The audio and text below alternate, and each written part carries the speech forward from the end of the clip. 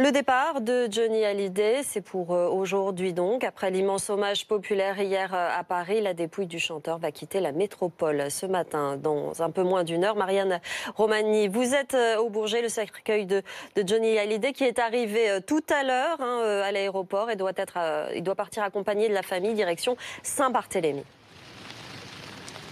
Oui, le cercueil de Johnny Hallyday est arrivé ici à 7 h. Il sera donc transporté à bord d'un Boeing 757. L'avion devrait décoller, vous l'avez dit, aux alentours de 9 h.